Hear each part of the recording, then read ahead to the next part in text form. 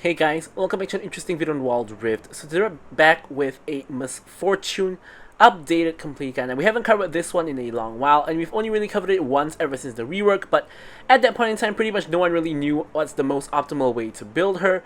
But now we're going to actually talk about what people have found out, including myself. But before we get into it, of course, as usual, don't forget to check out Misfortune's updated basic guide, the only updated basic guide I actually have on the channel. They'll put up in the cards above for her skills, leveling order, tips and tricks, as well as a couple of combos. But without further ado, let's talk about what we actually want to build on her. So pretty much you can already see it here. It's going to be a crit build, and ever since she got the rework, I always knew she was going to go back to the crit build because lethality just didn't make sense. She doesn't have burst damage anymore. You could go for lethality, but it doesn't really synergize with her new passive where you need to get 3 hits onto someone to actually do bonus damage. Now of course the just pure damage from your bounce can make lethality work, but as you guys can see here, crit is just way better. So first up, we're going to go for the Gluttonous Greaves. Right, so Gluttonous Greaves, obviously AD Omnivamp, standard stuff, and then we're going to go for Collector first item. Misfortune is still really strong in the early game, and getting that Dirk in lane, and as well as getting the Collector early, is going to help out a lot, you know, of course giving you that extra armor pen, of course giving you the crit and the AD as well, and of course the extra passive, which can sometimes actually help you out when, you know, you pop the ulti and someone goes below 5% and it procs. Obviously, Bloodthirster is pretty much the best ADC item, giving you, of course, AD, physical vamp, as well as the bonus stats. And here is the real, main surprise that I had when I was taking a look at all the top builds and trying out for myself, is going for Terminus as your armor pen item. Now, I always thought that, you know, Maul Reminder or Seralda's Grudge would be the way to go, but turns out Terminus is actually the best one. Now, Terminus gives you AD and attack speed, but it also of course gives you on-hit damage, and also of course gives you that stacking resistances as well as stacking penetrations. So why is Terminus so good? Well, it's all to do with Misfortune's new playstyle. I'm going to talk a little bit more about that one in the gameplay so as to not make the video so long. But basically now Misfortune focuses less on her ultimate and more on her auto attacks. So now, we have IE as our next item, of course giving you the huge amount of AD as well as the extra crit damage. And finally, for your last item, you want to go for a defensive option. Now, since we're not at 100% crit, my default option here is going to be Immoral Shield Bow. This is going to, of course, give you that shield when you drop low, as well as giving you all of the nice stats. You can also, of course, go for other items like Maul. Last item, for example, if you're into heavy AP, you know, options like these. You know, you do have a couple of them. And then for the runes, you want to go for Empowerment, aka Press the Attack, which of course is going to be a 3-hit passive as well. So when you hit someone 3 times, you're going to proc both your PTA as well as your own Misfortune passive at the same time. And that's where Misfortune's strength mainly lie nowadays. Now, Brutal, because you are going to auto-attack quite a bit on MF. Giant Slayer, of course. Here we're going to actually take Alacrity because we already have decent healing in the kit, whereas we need more attack speed. And then finally, of course, Bone Plating for the defensive capabilities, and Flash and Exhaust for the spells. And with all that said, let's hop into our gameplay. Okay, so now we're going to talk about MF, but before that, of course, don't forget to like, comment, subscribe. Any questions, queries, or remarks, feel free to leave them in the comments below, and I will, of course, be sure to address them or, you know, drop a like. So, first things first that we want to cover is what exactly is the new MF's playstyle. Well, basically, I do think I've been underrating MF a little bit, just because I really thought she was bad. I thought she was one of the worst ADCs, and I still think she's below average, don't get me wrong, but I don't think she's like the bottom 2. Like Twitch is definitely worse than MF, you know, that for one. So anyways, basically MF's new playstyle of course revolves around her passive, which is why you're building crit and not lethality. So, in case you guys don't know what her new passive is, basically when you hit someone 3 times, you are going to deal 8% bonus damage to them. And this only applies to you, whereas if you proc press the attack, it's going to make them take 8% bonus damage from everybody. So, if you proc both press the attack as well as your passive, the target you're hitting is going to take 16% extra damage from you. And that obviously is huge. So, I really thought that, you know, this passive is a very meh kind of passive. You need like 3 hits to stack it up, and it's like MF is always really known for burst, and I still think the old MF that had the old passive is actually better. As we go in on Ezreal here, you know, you can see we're flashing and we get the 3 hits onto him and we get the first blood. This is kind of what I'm talking about there.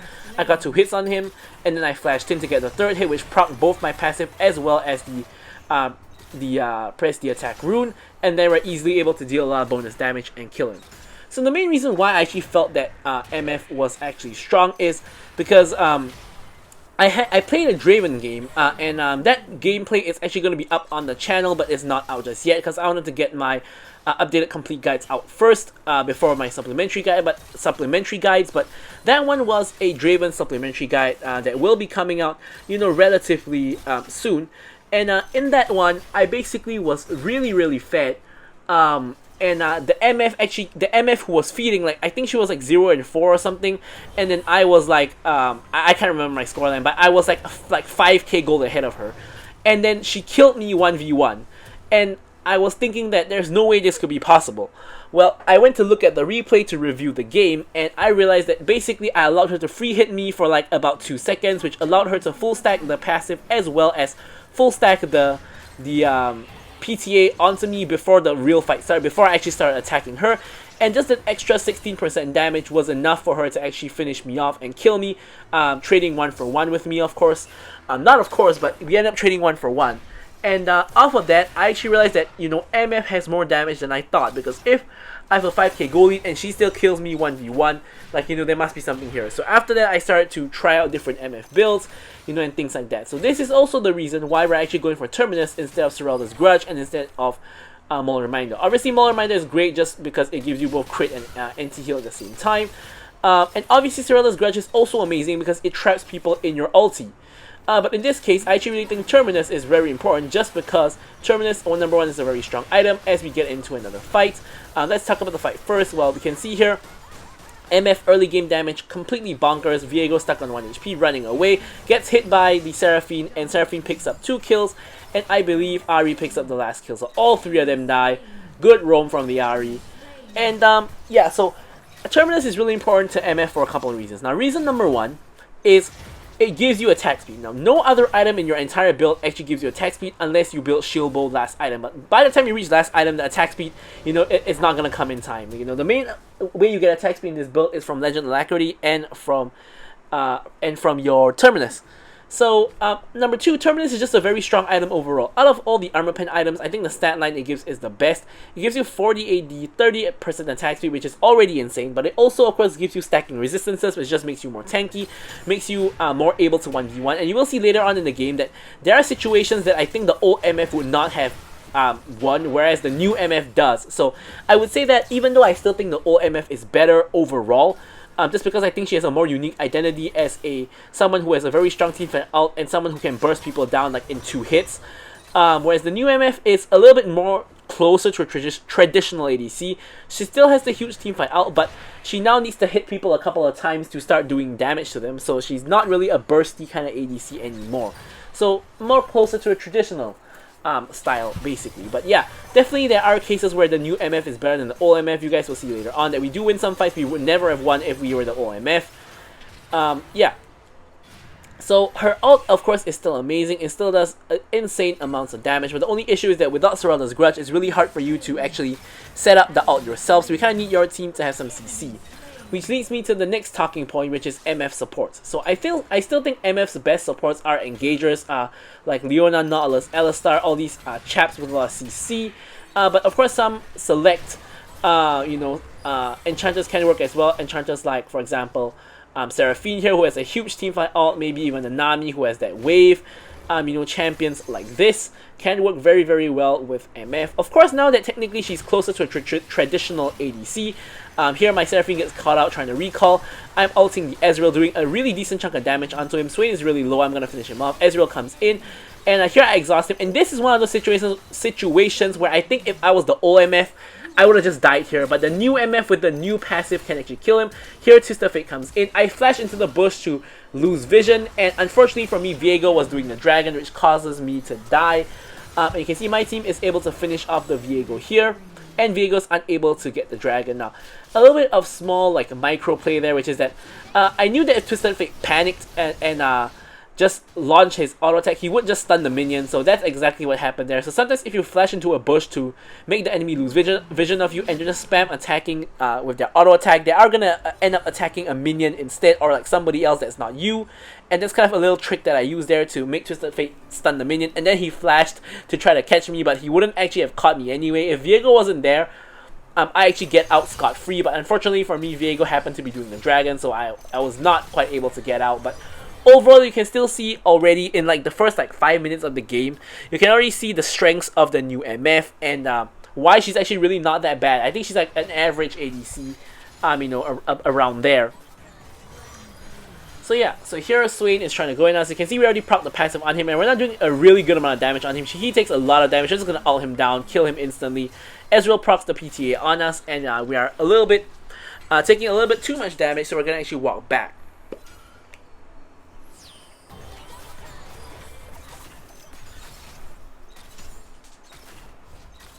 Nearly managed to take down the Ezreal there, but not quite, unfortunately. So instead, we're going to go for his tower instead. Here we're getting off a lot of tower damage. Obviously, he comes back, gonna deny him the fruit, and then here Seraphine gets the root off, and you can see we like chunk him to like half health instantly. You know, MF passive does stack, of course, with the E and the ult, so you can stack it up quite easily, even if we're not actually able to auto them, which is what I did to the Ezreal right there. And yeah, so I think overall MF, you know, is still pretty alright because you can stack up your new passive onto people in teamfights and deal a lot of damage to them, especially if you can easily bounce your Q and stack onto someone instantly. You know, situations like that, you know, could be you know, really good for the new MF. And yeah, she still does a really good amount of damage, but of course she does still fall off, same as the old MF. Here we get rooted by the Swain, get pulled in, but honestly we do more damage than him in the trade. You can see we got our passive full stacked on him already. And yeah, we're just maintaining it up, dodging the root this time, and you can see we're hitting a lot of damage. Boom! Seraphine gets the amazing root onto both of them. I ult instantly and kill him. You can see Seraphine was launching the ult there, but they both just evaporated before the ult even connected. I actually killed both of them instantly. So yeah, you can see that, you know, if you can get off a good ult, it's still gonna destroy them, you know, instantly. You know, same as the OMF, especially going for the crit build. You know, your ult can crit as well, and that's gonna just give you amazing damage. So here we can see 3 people on bot, and of course we just killed the bot lane. So here we're actually pushing, and now I'm actually trying to back her. Unfortunately, I get spotted by Twisted Fate, and Swain actually interrupts me. If Twisted Fate didn't ult here, I would have not been stopped. Renekton takes the Hex Gate over, and now Ezreal is coming as well, and now we're gonna have to hightail it out of there. Renekton goes for the engage onto Seraphine. I'm trying to help her out. I slow down the Renekton. She roots him, and he's tanking a couple tower shots. He's pretty low. I'm chasing him down. I get the kill on him, but Viego is now here, gets the stun on me. I get exhausted, and obviously I'm just gonna die right here. Viego gets the kill, and the thing I found pretty funny about this is pretty much the whole enemy team managed to rotate all the way to the other side of the map. Like Viego, Renekton, and Twisted Fate was on bot side, and then Twisted Fate ulted to mid, and then Viego walked all the way from bot to top, and Renekton took the Hex Gate from bot to top as well. So technically I made the correct macro decision, but it's just that we kind of was stuck around for a little bit too long, such that the entire enemy team rotated from the other side of the map to actually kill us. But either way, we got a lot of gold out of the whole situation. So we actually complete Bloodthirster, and we're even able to pick up an additional BF sword, which is of course going to eventually build into our Terminus, which is going to be our next item, as you guys saw from the build just now. And here, we're now just going to go mid. We're just going to grab farm, of course. And the dragon is going to come up soon. And obviously, MF is a ADC that kind of wants team fights. Here we see the enemy team doing the skull. We're not going to give that away easily, so we're just coming up the Thread. And Ezreal actually just runs all the way away. I was going to go for the skull, but Viego actually pops the E onto the wall. So I don't want to really walk there because Viego, you know, could possibly just go in on me and one-shot me. He is really, really fat, the most fat member of his team, and I don't want to take that risk. So instead, we're just going to rotate over to the dragon area. We actually secure the general river area, so the enemy team has to kind of walk into us. And yeah, we're just trying to prevent them from coming towards this area. Control ward to remove their vision. Twisted Fate is ulting. Mordekaiser is on the opposite side of the map, kind of distracting a couple of people at this point. So I think we should be actually doing the dragon, but we're actually backing off for some reason. I'm backing off because I don't want to be in the front line, but Darius is for some reason just behind me, which makes no sense. You can actually bounce the Q off of the dragon. So here, the ult comes in from the Seraphine, but it doesn't really hit because Viego goes unstoppable. But either way, I'm able to kill 2 people. And it looks like we're going to be able to actually secure the dragon here. So we do actually get the dragon here. And then we're going to rotate to mid to pick up the farm. I'm not sure why my entire team went top here, but I'm going to go to mid, pick up the farm. Renekton is going to push down the tower in the meanwhile. So I'm going to go down there to just pick up the farm as well as to stop him from pushing the tier 2. I don't really want to go and stop him from pushing the tier 1 because I think it's really dangerous for me to try to stop him myself, because Renekton can actually just dive me because he can tank a couple tower shots, and I'm not really a fan of dying under tower to Renekton. So here I'm just gonna wait in the bush. He actually gives up the push, which is the correct thing to do. And now I'm able to just farm up the pretty huge stacked minion wave.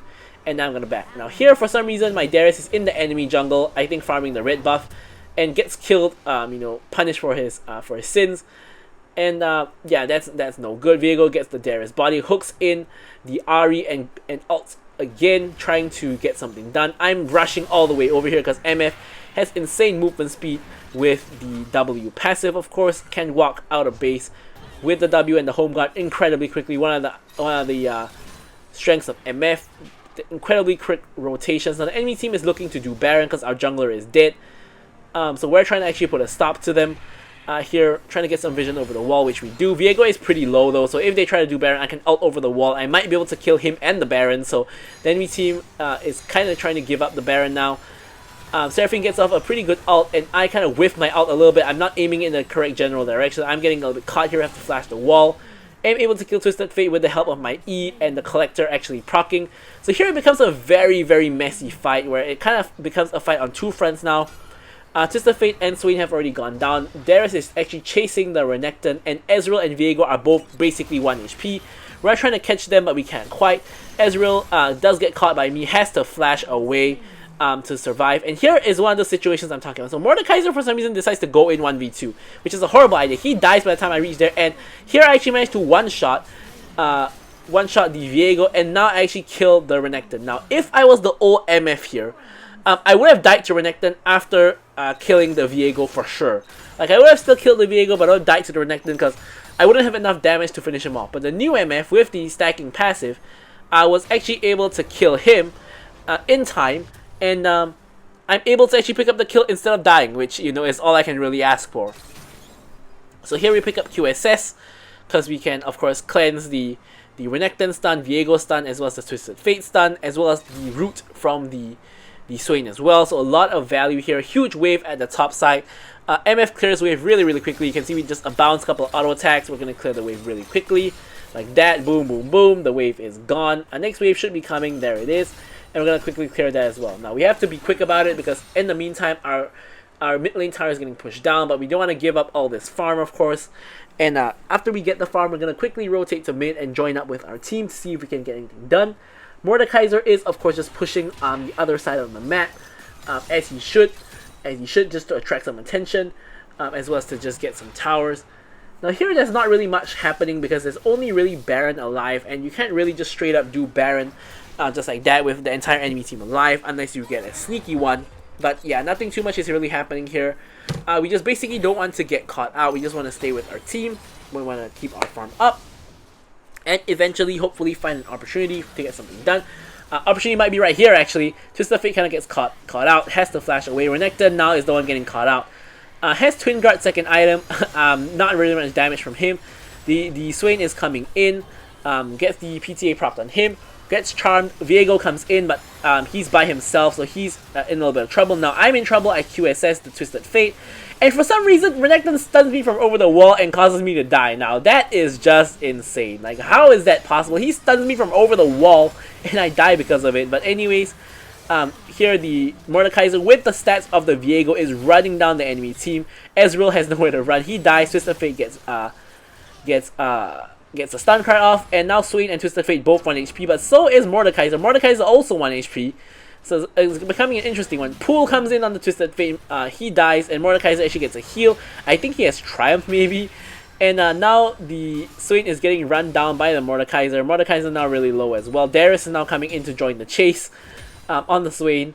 Swain for some reason turns back towards my team, and Swain now getting run down by the Darius. Darius is trying his best to catch him.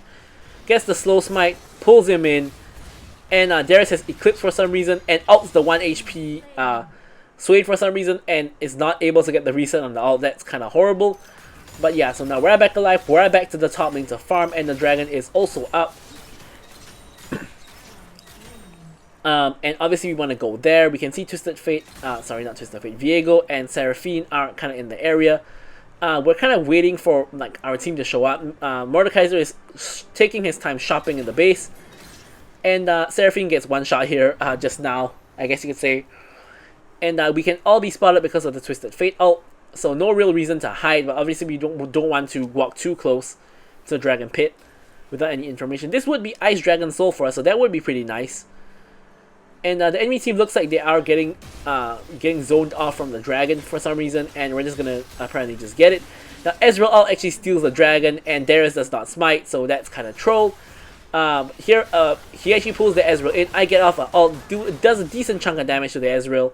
Renekton's coming from behind, so I'm actually running away because I don't want to get flanked by Renekton. Now Ahri trying to turn on Renekton, but doesn't quite work out. Now Renekton is the one getting sandwiched here, or I guess Mordekaiser is. But anyways, Viego tries to go in on me and Ahri, does end up dying for it. Twisted Fate tries to stun me, which he does, but doesn't really matter too much. I'm actually lifestealing off of the Swain kind of here, and we're going to get rid of the Swain with the help of the Collector there. Renekton is now running for the hills. We're not going to be able to catch him, so I'm just going to go ahead and grab the wave. And then continue on just pushing the next wave. And going for the tower. Now my plan here is to go for the tower because only Twisted Fate and Renekton are alive. So my thoughts is that 3 of us probably can get the tower. Shouldn't be too much of an issue. So as I say that, Twisted Fate great cards us, does a decent amount of damage. Renekton is threatening, and our minion wave has evaporated. So here I really need to reset for IE, and Elder is up. So I'm trying to quickly get off my resets. I recall in the enemy jungle, and I'm able to pick up my IE here, as well as the Noon Quiver gonna build into my shield bow. And I'm rushing over to the Elder as quickly as I can. Of course, Ezreal no ult this time to steal, so it's gonna be all on Viego. Here we have 2 people trying to zone people off, supposedly, or at least Mordekaiser is, and Dragon's getting pretty low. Seraphine actually gets the dragon of all people, and because of that, I'm able to actually get rid of 2 people here, and third one actually dies. We flash over trying to catch the Ezreal. Ezreal looks like he's going to die to Mordekaiser, so I'm going to go for Swain instead. It looks like it doesn't really matter though, because we're just going to win the game anyways. Swain cannot really defend the base by himself, so we're just going to end the game most likely through top. Top wave is here.